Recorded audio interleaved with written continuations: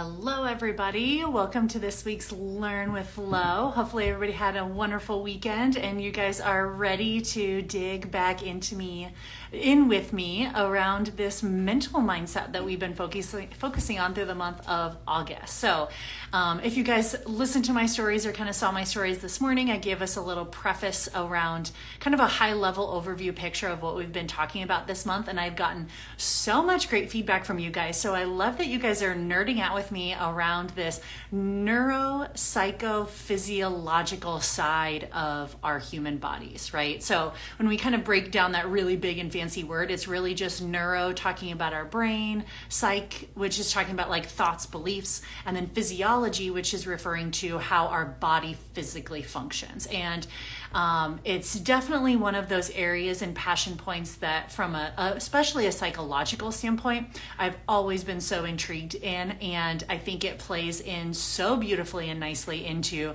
the health and the wellness and the functional medicine type of fields where we can really unite the body as one and not just treat the physical body, right? Because that's where in my decade of clinical experience now, I've seen so many individuals that come in just thinking and focusing on the physical body, which is great. Don't get me wrong. We're definitely going to address all of the physical health stuff, right? We're going to touch and address any underlying hormonal imbalances, whether that's thyroid, estrogen, testosterone, progesterone, blood sugar balance. We'll definitely address things like adrenals and our gut health, autoimmune disease, body recomposition, optimizing nutritional intake. I mean, sleep, relationship with caffeine and alcohol. I mean, all of those physical pieces, we're never going to override the physical body, but we also have to recognize that sometimes the physical pillars of our health only take us so far. And that's where, in my personal and professional experience, I've seen lots of people that come in and feel like they're really like doing everything right. Especially in that sentence, they mean like they're focusing on doing a lot of the physical things right, or they feel like they have a good foundation on a lot of the physical, and they're still not feeling the way that they want to feel. They're still struggling with body composition goals, they're still struggling with energy or fatigue, or they're still struggling with autoimmune issues or blood sugar imbalances or whatever it might be. And that's where we have to recognize that it's not just about the physical body, right? So time and time again, I've seen individuals that are hitting plateaus with their healing, struggling to hit their goals, or they're seeing like their symptoms regress when they only want to touch on the physical, right? And what I mean by this is thinking like they're coming in and they're the ones asking the questions of, well, what elimination diet should I be on? Or like, what should my macros or my calories be? Or what supplements should I be taking? Or how many days should I work out? Or what should I be doing for my workouts? And all of those questions are valid, but they're all pertaining to someone that's really looking outside of themselves for the physical answers, right? And they're not necessarily always putting two and two together of the physical and the mental side of things. So yes, we can answer all the physical questions, but for many, the physical isn't good enough. And I've seen that a lot of times. And that's because we're neglecting to respect the role of that psychophysiology or the brain-body connection here. So if you've been with us over the past few weeks here in August, we've been diving into, I think I kind of started it off thinking it would just be more of kind of a one-part series, but you guys have had so much great feedback around this neuropsychophysiological approach that you guys are like, give me more. I'm like, oh, okay, we can go deeper. We can nerd out. I'm all about this. So if you've been following along, we've done a 2-part series now. This week will be week 3, digging into some different topics and getting a little bit more detailed around this approach and kind of what I mean, or what are some like physical examples that I have walked people through in my own private practice, and I help people do this all the time alongside all of the physical work that we're doing, so that these two happen simultaneously. It's not one or the other, but they're happening simultaneously. So week 1, we talked about the 7 different mindsets of the best success stories. I had to narrow it down to 7. So if you missed that one, you can go and check that one out. And then last week we talked about really finding your IT factor. And that is an acronym for IIT, or information, implementation, leading to your transformation. So we really kind of got to talk about where people struggle in that regard with their mindset around obtaining information, implementing information, and really understanding what it's going to take to get to their transformation, right? So because of all of those great conversations and great insights, I know a lot of you have sent me good messages. I've had great conversations in clinic and in practice, really diving into some of these components. And I think the logical next step in this series is going to be to dive even just a little bit more specific around some of these belief systems and thought patterns that really get people to a struggle spot, or they get people to a certain plateau, even if they feel like a lot of the physical stuff is going right. Or these same mindsets can also be stumbling blocks for someone to be able to fully implement a lot of the physical stuff, right? So this would be individuals that say like, I know the right things to do, but I just can't do them, or I can't do them consistently, right? So I think a lot of times we hit this stumbling block or roadblock around our mindset, trying to either help us overcome some of the physical stuff or go alongside all of the work that we're doing with our diet, our lifestyle, our nutrition, and all of that good stuff. So I wanted to take a deeper dive into this mindset talk and talk about something that I like to call the perfectionist trap. I know that I can probably relate to quite a few individuals out there, of anybody that is a fellow perfectionist or a self-proclaimed perfectionist or even a recovering perfectionist. I like to think I'm recovering because I'm actively trying to work at it on a daily basis. And it's something that when you know that that's kind of part of your natural personality tendency, we can start to recognize like, okay, that's not a bad thing, right? It's like there's going to be some parts of your life where that perfectionist tendency probably serves you really well. I know that even for me and myself, it's like, yeah, you know what? It's probably led to a lot of opportunities. It's led to some career growth. It's led to me, being able to succeed and excel in things that I do put my heart and interest in. But then there's also going to be certain aspects of my life where that perfectionist tendency does not serve me, and not only doesn't move me forward, actually either holds me back and stalls me where I'm at, or regresses me. Like it holds me back from being able to see or experience full change. So I wanted to dive into this perfectionist trap because I know that I myself am constantly working through it, and having worked through this a lot, I'm obviously not a complete profile of this. We're all a work in progress, but I feel at the point where I'm excited to share some tools with other individuals out there that feel like they can relate to this too, so that they don't end up in that perfectionist trap. Or if you feel like you're stuck in this perfectionist trap, how are we going to get out of it, right? Where does this perfectionist trap kind of show up in different aspects around our health and healing, right? So when we think about perfectionism, what is perfectionism, right? I think we can all, like, even just based off of the word, we understand the individuals that have that tendency towards perfectionism or self-proclaim themselves as a perfectionist really, really seek and strive to do things perfect. They tend to be more of a rule follower. They like things that are black and white. They like things that are right and wrong.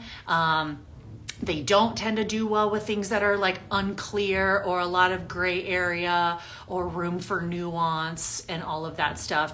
Perfectionists also tend to be very, very critical of themselves, not even necessarily turning it as like a competitive thing, because there's some perfectionists that are not competitive, and then there's some perfectionists that are very competitive. So it doesn't necessarily have to be competitive to somebody outside of ourselves, but we can also be like very hard on ourselves internally if we feel like we made a mistake or we didn't do something perfect or right the first time, right? According to whose standards, who knows, right? That's kind of part of the whole perfectionist mindset, is like, who are we trying to please? Whose standards are we trying to meet, right? But when we think about perfectionism and that tendency from a psychological perspective, we think about perfectionism as an avoidance tactic, right? And I don't think that a lot of individuals always see this side of their perfectionist tendencies, because we're kind of led towards, in our hustle and grind culture, we tend to glorify perfectionists and we celebrate perfectionists and we promote perfectionists, right?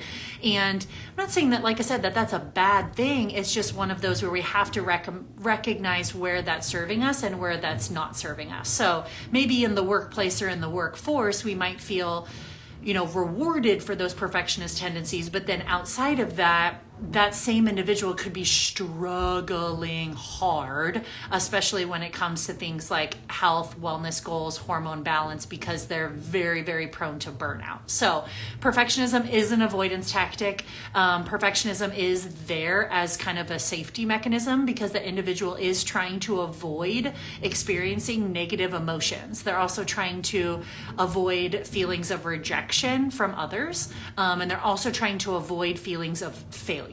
Right? So when we think about it like that, it's like, oh, okay, so this might present a pretty tricky situation for individuals that fall into that perfectionist trap, right?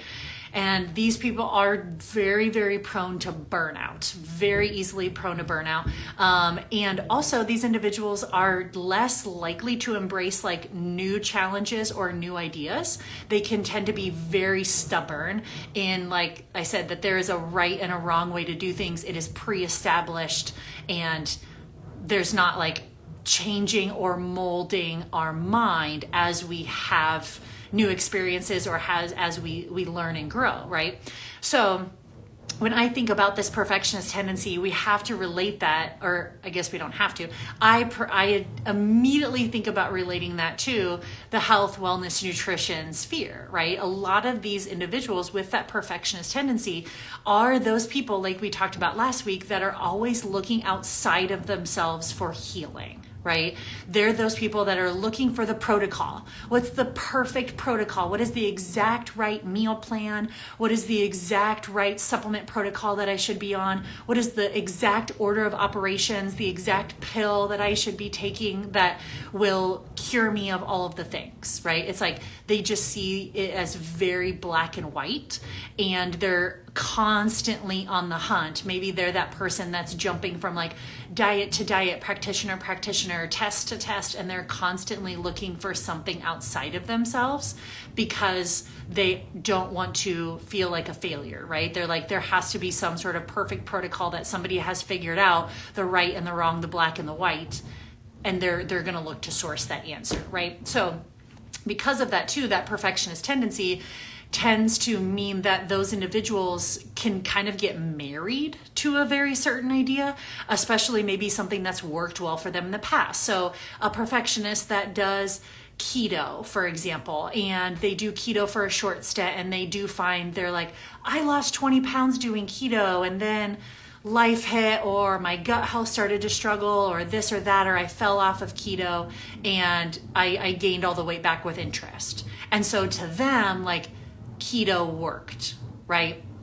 Black and white. Like, to them, you cannot convince them that like keto doesn't work, right? And so it's like, those are the types of black and white thinking that can tend to I think really get people that have that perfectionist tendency, because they're not open to new ideas. They're not open to being like, oh, okay, so at that point in time that you were at in your life, doing keto made sense, but well, where was your life like? It was like, well, that was before kids, or that was before I started working out 5 times a week, or that was before I took on this high stress job, or that was when I was 25 and not 45, right? And they're not open to like exploring the fact that like you might be in a different season of life, your body has changed, your experience has changed, and maybe that doesn't line up to your experience anymore. That could be the perfect diet for somebody else out there, but maybe not for you. And to get them to like let go of that and potentially explore something that actually could get them even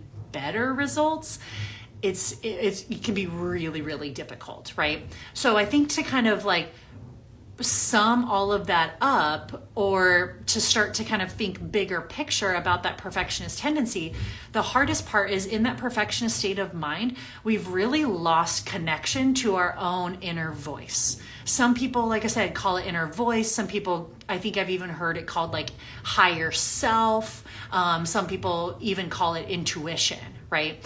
And you can call it your gut instinct, right? You can call it like listening to your heart over listening to your head, right? It's like all around we've lost, and we have a lot of people out there with more of these perfectionist type tendencies because they've lost that authority to their own inner voice or their own intuition. They have just constantly shut it up, right? It's like they pushed it aside. They know, they're like, nope, this is the way that somebody told me I have to do it. So even if it sucks, even if it feels awful, even if I feel lousy, like this is the way that I have to do it. And it's like, do we? Or is that trying to give you some sort of reflection from your inner self of like, you're trying to fit a square peg into a round hole right now. Like, I don't feel aligned to this. Like, this is not working. And our body trying to communicate that to us. And our perfectionist tendencies just continue to shut it up, shut it up, shut it up, right? There's lots of different ways that we can kind of lose connection to that own inner voice. It doesn't necessarily have to happen like one specific point in time. And I would say that some people kind of are maybe just born genetically with a little bit more of a perfectionist tendency, or raised with parents that have that tendency. And so they kind of adopt a lot of those mindsets too. But some of it can be learned. And so that way we know, hey, that means it can also be unlearned. Like, how cool is that? So I always like to think about and think back to help people recognize, like, where are certain instances in your life where you have tried to like shut off that inner voice, or shut off that higher self, or shut off that like intuition, even when you knew you were like headed down the wrong path, but like you kept going anyway.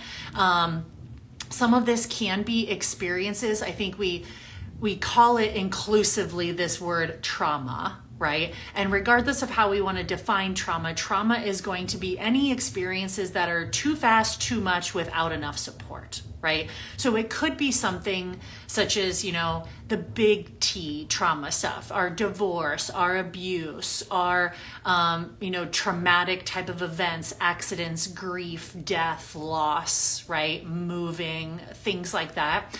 But we can also even think about just areas where we didn't have a whole lot of support, right? And we had to constantly look for other people, outside influences of like people to please, people to help us. And so we kind of have that perfectionist tendency of like, ooh, if I screw up, then there's not going to be anybody there to support me, right? I'll lose my support system around me. So there's also experiences where we're just taught from a young age that like our inner voice can't be trusted, right? This happens with dieting, right? It's a perfect example of like where our body is telling us like, I feel deprived, I feel restricted, I feel hungry, but we shut it off. And it's like, nope, just drink water, just chew gum, just go on a walk, just run, and you won't think about that anymore, right? And so it's like we're shutting off our body's own inner voice or inner intuition, and that right there is going to contribute or teach our body that our own inner knowing isn't worth listening to, right?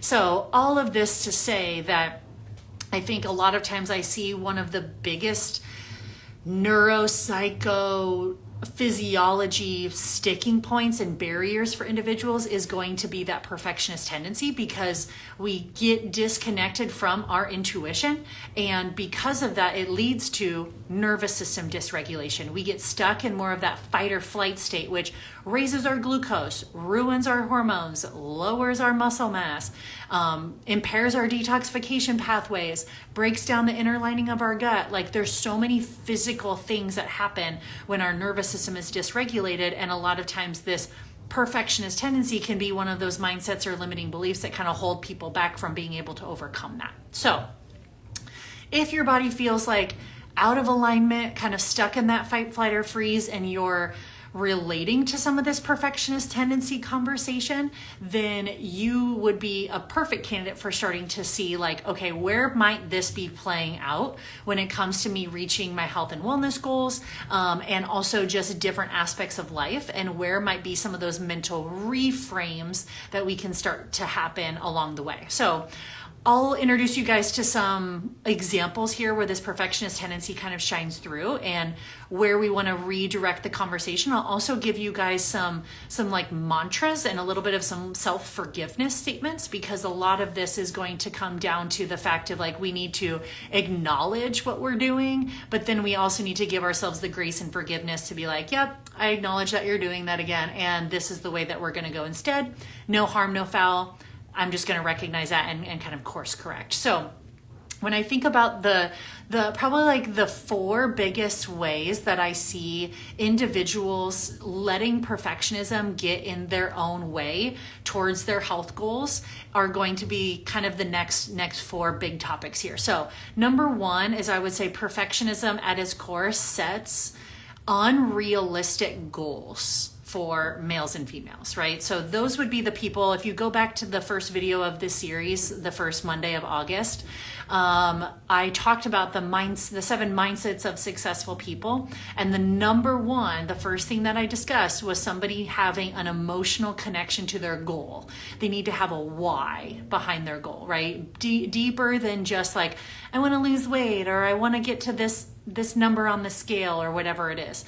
And so I see this in a perfectionist a lot of times because they tend to be very grandiose about what goal they feel like they need to achieve, because it's usually being driven from pleasing somebody else, right? They're seeking approval from somebody else, because that perfectionist tendency tells them that there's a right and a wrong way that they should look, and that the only way that they've done it right is by having this certain number on the scale or wearing this certain clothing size, right? There's no gray area to them. There's no in between. It's very difficult to talk them out of having like a bigger connection or a why to their goal, and not just a what to their goal. So this can hold a lot of perfectionists back, because they kind of have like a really unrealistic expectation, and they're not really willing to enjoy the journey along the way. And they give themselves a very hard time if they're not like at that goal tomorrow, right?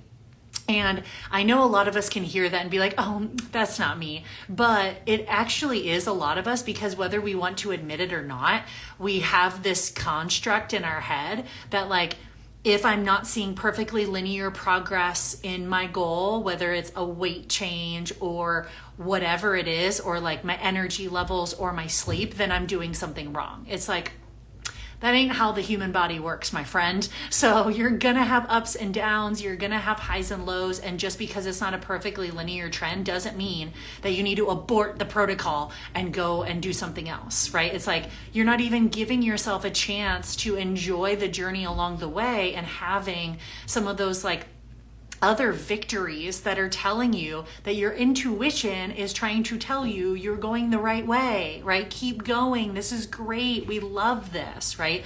And we ignore those because we're so fixated on like the external, whether I'm like doing the plan according to exact, or I'm, following the protocol exactly, or I'm on pace, or I'm on progress. It's like, there's no such thing. Right? Ditch it, enjoy it, get real comfortable with the gray area, and get really comfortable with the fact that this is not going to be a perfectly linear change, and that's okay. And the sooner you can embrace that, chances are the better results you're going to get. So that would be kind of like number 1, I would say, as like the ways perfectionism can get in the way of someone's health goals, is just them not being able to connect an emotional why, because they're so connected to the what, and that what being like some sort of perfect scenario, probably to seek validation from someone else, right? Because their fear of rejection kind of coming through, or fear of failure coming through. Number 2, in the way that individuals that perfectionist tendency tends to sabotage people's goals, is with that lack of intuition, what happens is individuals start to adopt habits and behaviors that override internal health for an external result, right? So it makes them do things that, even if their inner body is like, I hate this, they'll push through thinking that the external body trumps all, right? So it's just that classic scenario where I've had individuals that come in and they're like, oh yeah, I did this, extreme diet. I was, I don't know, pick like a 75 hard. You hear all these different things, right? It's like, oh, I did this Whole30 or I did this extreme diet and I felt miserable throughout the whole process. I was tired. I was fatigued. I was moody. I was irritable. My sleep sucked. Even my hair started to fall out, but I lost 15 pounds. And it's like, oh my gosh, like what was the disconnect there that you were overriding all of these internal cues of your body internally and your intuition trying to scream at you that I hate this, right? But you were letting yourself focus on the external result being more important or trumping the internal result. And those are usually results that don't stick, right? And they're like, well, then I gained all the way back and then some. It's like, yep, I bet you did, because your body was trying to tell you very early on that it actually really hated that, right? So number 2 would be that it implies the external image is greater than the physical, or the internal health isn't as important as the external result. Number 3 is this perfectionist tendency usually tends to drive people to make changes from a place of like self-hate versus self-respect. That's a deep one. That's a big one. So I'll kind of say that again. Perfectionism drives people to make change coming from a place of self-hate versus self-respect. And what I mean by that is, as I dig into individuals, like I said, helping them connect to their why. Why do you want to achieve this goal? What does this goal mean to you? What will you be able to do differently with this goal that you have? Like, we need an emotional connection. I can't have that person driving change because they hate themselves, right? They hate how they live. They hate how they look. They hate how they feel. They hate how they act. They hate how they show up in the world. And as much as I thought, I think maybe you would have asked me 5 to 10 years ago that this wasn't a prevalent thing, I would have thought like, yeah, I agree. Now in my practice, like I have openly had conversations with individuals and they're like, oh yeah, the self-talk that goes on in my head is not nice, right? I'm like, oh my gosh, like they're like, no, I genuinely hate myself. I'm like, wow, okay. So we expect our body to feel safe enough to elicit change in how our brain, our body, our gut, and everything is functioning when we constantly put our body on the onslaught that things are like not good and we hate ourselves. It's like, that's a tall order, right? That is not going to happen very well. We have to turn that and decide that we can totally say, hey, I love myself and I love what my body can do, but I also want to present myself to the world a slightly different way.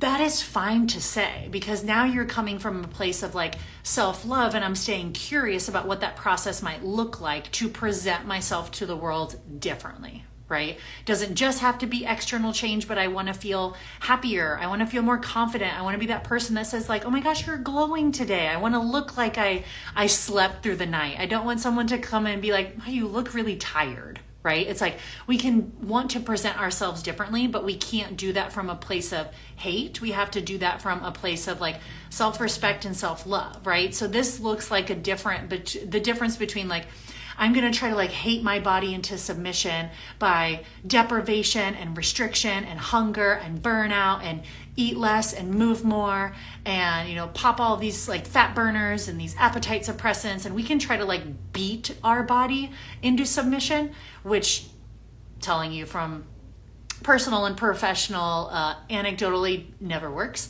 Or we can look at, hey, chances are the external body is probably going to show up the way that we want if we decide to come at it from a place of like love and respect, and we're going to choose to change our body by fueling ourselves a different way with a different mindset. We're going to recover our bodies a different way. We're going to listen when our body is asking for recovery. We're going to respect our use of like caffeine and alcohol. We're going to move in a way that actually feels good but doesn't break our body down further. It's like, now tell me how that external body is responding. It's like, oh, now things are jiving and kind of working together, right?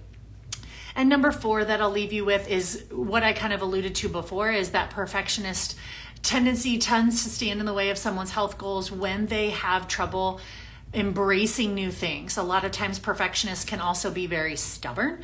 So that perfectionist trap tends to keep people stuck in just trying the same thing over and over again and expecting a different result, right? So the perfectionist tendency is usually hard to break out of. They want to always go back to what they know and like comfort bubble. Even if they know it doesn't work, they're not going to listen to their own intuition that says, hey, we tried this before. Shouldn't we think like a little differently? Maybe we should like zoom out and take a different approach to this. And they're like, no, I'm going to go back to what is safe, what I know, what is black and white, this protocol, this diet, whatever. And they tend to like go back to things that they know didn't work or know didn't fix them.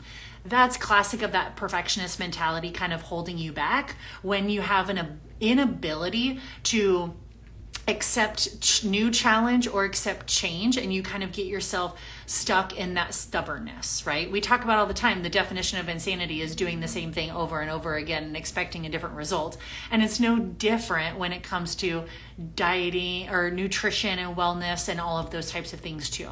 So a lot of times keeping yourself kind of stuck in those mentalities tends to fuel a lot of that also like binge restrict mentality, because they always want to go back to what is comfortable, what they know, even if they know it's not working. And then when they get burnt out, which perfectionists are very, very common to get burned out, then they swing to a place of like no structure, but then they feel guilty and shameful that they're not on the plan. And then they jump right back to the plan that never worked in the first place, right? And here we go again. And we're just on this vicious, like, I call it this just binge restrict cycle, or kind of this yo-yo back and forth that we get slingshotted between as perfectionists, because we want like the rigid restrictive protocol that beats my body into submission from a place of self-hate, and I'm not open to new ideas and new changes. But then when I get burnt out of that, I swing the other way and I become more of like no structure, rebellious tendency. People think like cheat meal or emotional eating, stress eating type scenario, right? And then they jump right back to that same structure all over again, as if they forgot how badly it burned them, right? It's like, those are the ways that I see that perfectionist trap really playing out a lot in my personal and professional clinical practice. And so I wanted to be able to talk through some of those things with you guys and give you some opportunities to think a little bit differently, right? So even just like thinking a little bit more about how we want to recognize these, and then we can come to the table with, like I said, a little bit of that grace and self-forgiveness statement. So I'll even just read a few of these to you that you can start jotting down and kind of using maybe as part of your own practices of nervous system regulation. Some practices or some mantras like, I'm sorry for treating my body with disrespect by dieting, skipping meals, or under eating. I'm sorry for ignoring my body's signals that it needed to slow down and rest. I'm sorry for disassociating and ignoring my body's need for sleep and food, but I pushed myself through another workout anyways. I'm sorry for giving up all of the things and the foods that I love, plus missing out on memories for productivity or perfection, right? I'm sorry for not listening to my body before it started to break down completely, right? So those are kind of like the self-forgiveness type statements that come to the table, and things that need to kind of come to the forefront when we want to talk about, okay, I'm recognizing these perfectionist tendencies coming through now. How do I want to start to bring that to the forefront and really start to navigate that a little bit differently? Of course, that doesn't play into all of the physical stuff that we talked about. This is us just getting to dive more into that neuropsychophysiology side of things that I like to weave in behind the scenes with a lot of my clients that can benefit from this information, while we also work on all of the cool, all of the physical, all of the hormones, all of the nutrition, all of the lifestyle, and all of that type of stuff as well too. So I'll leave you guys with a statement that's going to kind of set us for the tone for next week. And this really talks about a quote from a book that I'm currently reading. And it says, it's a holistic state in which your words, behaviors, relationships, actions, and beliefs reflect the person that you want to be, an alignment of mind and body. right? And that's what we're kind of getting at here is like a perfectionist tendency tends to kind of like shut down that inner voice, and we tend to be very misaligned with our brain and our body. Our brain is saying one thing and our body is saying another, and we're not aligned there. And that misalignment is what then creates the nervous system regulation issues, which creates a lot of the pathophysiology that we see with hormonal imbalances. So this state of being in alignment with your mind and body is a concept that we call resonance. So we're going to talk more about this resonance next week, and that will kind of set the stage for wrapping up this conversation in our month of August. But I'm super pumped that you guys have loved these topics. If you're loving these types of topics, then you would be an amazing candidate for my Revive, Restore, Renew You 16-week hormone transformation program, where we get to dive into all of this, like the psychoneurophysiological side and the physiology side, and the labs and the protocols and the testing and the nutrition and the lifestyle, right? So both of these worlds can and should combine. And that's my goal with promoting and having the opportunity to jump into something like my Revive, Restore, Renew You program, to teach you guys over the course of 16 weeks your own individual journey in more of a one-on-one sense and a guided approach to be able to do that. So if you're picking up what I'm putting down, you love this concept of the mental and the physical interconnecting, and you want to learn more and be able to do both sides simultaneously to really reach that highest health and wellness potential that you're looking for, head to the link in my bio. There is an application link as the first thing in my bio to be able to apply to that. And I'll get back to you in terms of getting labs ordered and getting rocking and rolling. So if you're interested, let me know. And I hope to see you guys again next week for more Learn with Lo.